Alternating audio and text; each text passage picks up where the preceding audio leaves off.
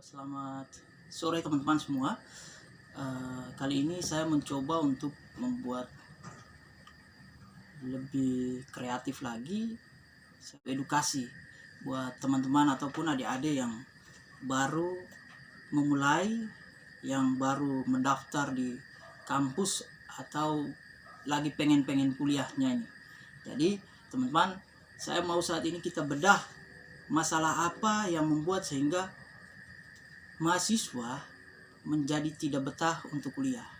Ini tidak melalui penelitian, tetapi melalui pengalaman pribadi. Jadi di sini saya mau berbagi saja apa yang menjadi pengalaman saya sebelumnya dengan teman-teman yang mungkin saat ini sudah semester atas ataukah yang baru masuk.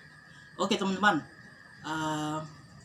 kita lihat apa yang menjadi titik persoalan sehingga mahasiswa itu menjadi tidak betah untuk kuliah. Oke, yang pertama teman-teman, yang pertama ialah pergaulan. Kenapa saya katakan ini menjadi masalah pertama dalam proses berakhirnya seorang mahasiswa itu menjadi semangat untuk kuliah?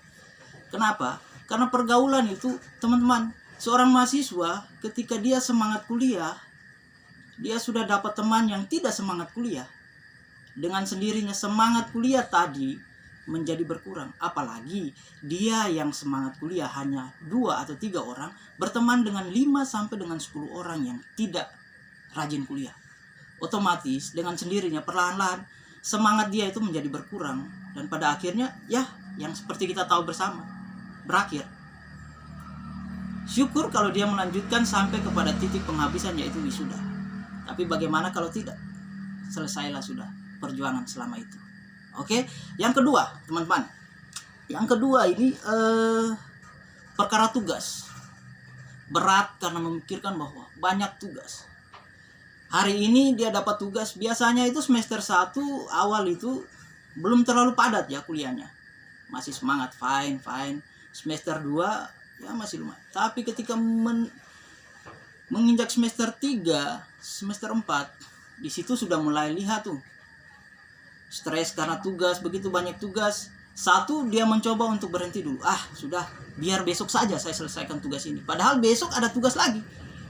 Ini yang membuat sehingga dia menjadi bosan, menjadi ketika merasa beban terlalu berat, sudah perlahan-lahan dia mengakhiri perjuangan dia selama ini.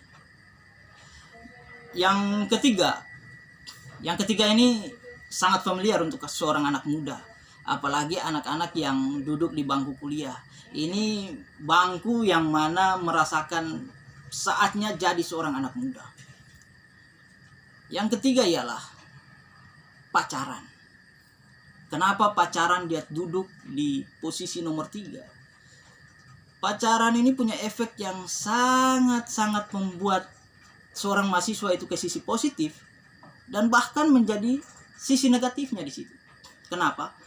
Seorang lelaki atau seorang perempuan yang notabene mungkin dia mempunyai semangat hidupnya itu setengah di pasangan masing-masing, ini sangat berat kalau sampai dia menjadikan pasangannya sebagai semangat dia. Kenapa? Karena ketika pasangannya kuliah, rajin, saling mendukung, syukur pada titik akhir mereka akan sama-sama sukses, sama-sama wisuda begitu. Tetapi kalau seandainya mereka berantem di tengah-tengah, sudah pelan-pelan itu. Perlahan-lahan, satu hari dia ngomongnya begini, ada berantem sedikit, masih bisa masuk kuliah, masih bisa masuk. 2 hari, 3 hari, sebulan, 2 bulan, sudah perlahan-lahan gara-gara berantem sama pacar, sudah agak-agak mulai menjauh sama kuliahnya. Yang keempat, yang terakhir ini mungkin kita semua merasakan ya. Ya artinya yang punya tingkat ekonomi rendah.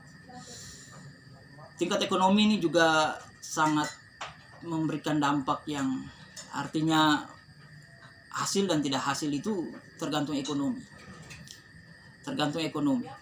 Biasanya anak-anak yang kuliah di rantau, yang di kota-kota besar itu, mereka sangat tergantung terhadap ini nih, namanya ekonomi. Mereka kalau punya kreativitas bisa bertahan, tetapi kalau tingkat ekonomi yang sudah lemah, daya kreativitas rendah, maka selesailah sudah perjalanan dia. Nah, teman-teman, mungkin itulah 4 tips, bukan 4 tips ya, 4 titik persoalan yang terjadi selama ini di mahasiswa, khususnya pribadi saya, sehingga mungkin turun naik frase kehidupan bermahasiswa itu menjadi sebuah dinamika cerita sejarah nantinya.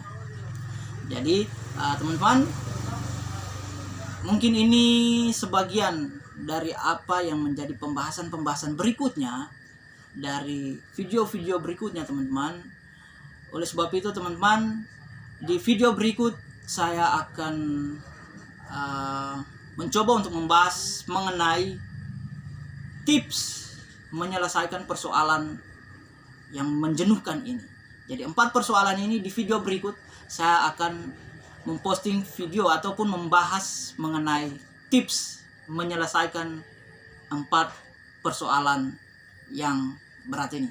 Thank you teman-teman untuk mendukung video ini menjadi bahan pertimbangan kita bersama-sama belajar, kita bersama membagi apa yang selama ini ataukah apa yang nantinya teman-teman yang baru masuk sebagai mahasiswa untuk mempelajari itu. Teman-teman, tolong bantu saya like, comment, subscribe, dan share sebanyak-banyaknya video ini kepada rekan-rekan, teman-teman yang sementara kuliah ataupun sementara untuk berencana masuk kuliah, atau bahkan yang sementara ini lagi mendaftar ini. Oke, terima kasih teman-teman. Selamat sore, salam sukses.